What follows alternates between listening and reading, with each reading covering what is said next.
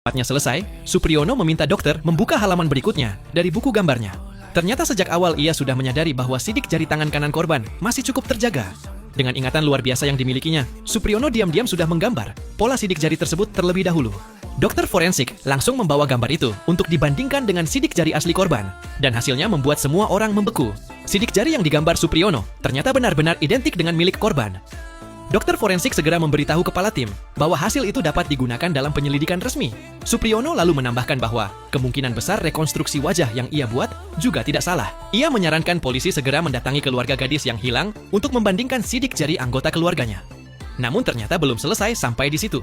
Supriyono juga mengatakan bahwa pakaian korban yang berbeda kemungkinan besar sengaja diganti oleh pelaku sebelum pembunuhan terjadi. Menurutnya, pelaku bahkan sempat mendandani korban dengan rapi sebelum membunuhnya. Kalimat itu langsung membuat suasana menjadi dingin. Karena itu berarti pelakunya bukan orang biasa, melainkan seseorang dengan pola pikir yang sangat menyimpang. Tetapi Supriyono kembali membuat semua orang terdiam saat ia mengatakan bahwa kasus ini kemungkinan jauh lebih rumit daripada yang mereka bayangkan. Ia berharap dirinya salah, namun semua itu harus dibuktikan lewat hasil autopsi awal. Tak lama kemudian, polisi akhirnya memastikan melalui sidik jari bahwa korban memang gadis kecil yang hilang 1 bulan lalu. Pada saat yang sama, dokter forensik juga menyerahkan laporan autopsi awal. Polisi menemukan DNA pelaku pada tubuh korban. Selain itu, luka fatal korban berada di bagian leher, dan metode pembunuhan yang digunakan tergolong sangat kejam. Setelah membaca laporan tersebut, Supriyono langsung menyampaikan 2 dugaan mengerikan. Pertama, pelaku jelas bukan baru pertama kali membunuh. Kedua, besar kemungkinan ia akan kembali membunuh dalam waktu dekat.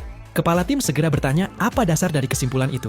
Dengan tenang, Supriyono menjelaskan bahwa korban dibunuh dengan 1 serangan presisi di bagian leher.